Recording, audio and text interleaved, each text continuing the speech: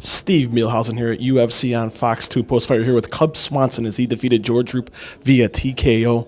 I talked to George on Monday, and a lot of trash talk going on between you guys. Did you feel an extra little added sense of motivation considering what was going on with you guys on Twitter?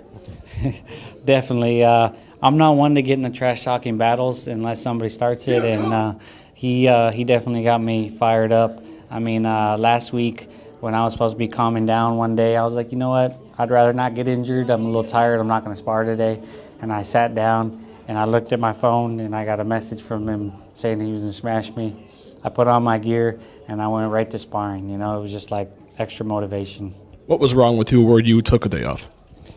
What was wrong with you that forced you to take a day off? Just I've learned through my injuries that sometimes you got to take days off. You gotta listen to your body, and I push my body to the max. So why keep pushing it? Some days I listen to Greg Jackson. Take a day off, relax. Do you think it's the most important thing for a fighter, as long as of a career as you had, is to take that day or two to be like, my body's kind of feeling like, the fight's coming up. I can afford to take a day off and then get back into full force once the fight does get closer. Yeah, especially the older you get. You need to learn how to be a smarter fighter. I mean, when I was a little younger, you just went on the grind and trained, and then that's good early in your career to kind of see how far you can push your body, but then later you learn that that's not the smartest thing, that okay, I'm tough, I can take it, but let's just ease back so that I can push it even further. Now, when you hit him with that overhand right, did you feel like then you did have him and you felt like then you could finish the fight? Yeah, well, he just dropped right in front of me, and I could see it in his eyes. I thought he was out, and then he tried to get up, and then I kind of was like, oh, get him, and so I had to pounce on him and finish it. Did you feel you had that whole fight controlled with the staying up early in the fight?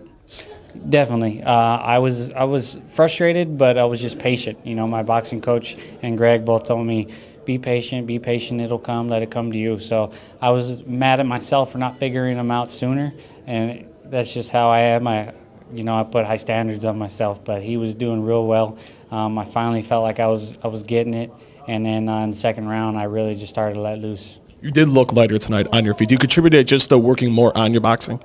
Yeah, definitely. And in the agility training I've been doing tons of footwork drills on top of lifting. And I was actually heavier this fight than I've been in all the other fights. I've cut more weight this fight than all my other fights, but somehow I seem lighter.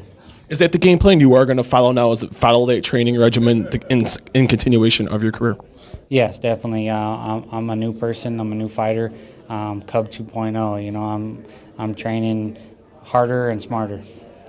2-0 and won your last two fights. Where do you feel like you now are at 145? I saw some comments where you said now that fight was, you ended it pretty quickly. You feel like you can get back in there very quickly. How soon do you want to get back in the cage? I definitely want to get back in there soon.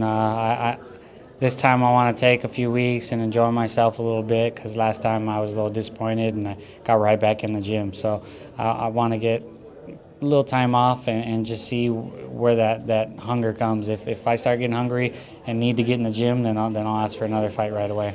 Anyone in particular you want to face? I'd love to fight another striker. I just feel like I can put on good, exciting fights if I match up against another striker. So anybody that wants to bang, I'm down. Congratulations on the victory, Cub. Thank you.